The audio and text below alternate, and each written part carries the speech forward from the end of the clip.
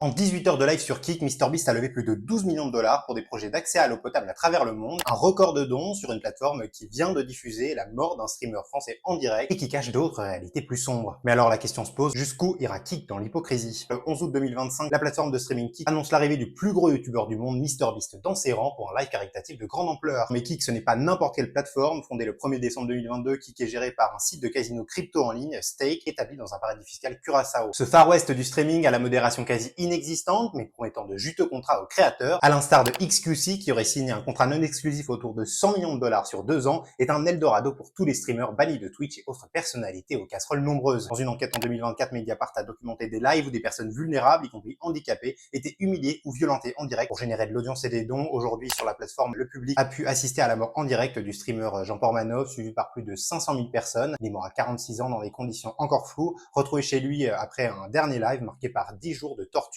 diffusés en direct, violence extrême, privation de sommeil, ingestion de produits toxiques. Déjà 2 de ses acolytes avaient été mis en garde à vue début 2025, soupçonnés d'humilier et de violenter des personnes vulnérables. C'est ça le décor dans lequel on met en scène la grande philanthropie. On peut d'ailleurs légitimement se demander si MrBeast a touché un cachet pour ce live précis, et si oui, combien, car l'audience record et l'emballage caritatif créent un capital d'image gigantesque pour la plateforme de streaming. Autour de Beast, pour ce live caritatif, 2 streamers de Kick, Adin Ross, connu pour des propos homophobes, racistes. L'américain est proche des sphères de l'alt-right américaine et des masculinistes. Après s'être fait bannir de Twitch 8 fois avant que ce soit permanent, il a débarqué sur Kick. Plateforme sur laquelle il a d'ailleurs reçu en grande pompe Donald Trump sur sa chaîne Kick pendant la campagne présidentielle devant une audience massive. XQC, autre streamer aux côtés de MrBeast pour ce marathon caritatif, a lui aussi participé au show. Le Canadien ex-pro d'Overwatch est devenu un mastodonte du streaming, autant connu pour ses records d'audience que pour ses dérapages. Jamais avare de buzz, il entretient une confusion sur ses idées politiques, même s'il ne déclare soutenir aucun camp. En tout cas, à travers ces 2 streamers, Kick a servi de caisse de résonance au Trumpisme auprès d'un public jeune. C'est là que le paradoxe devient frontal,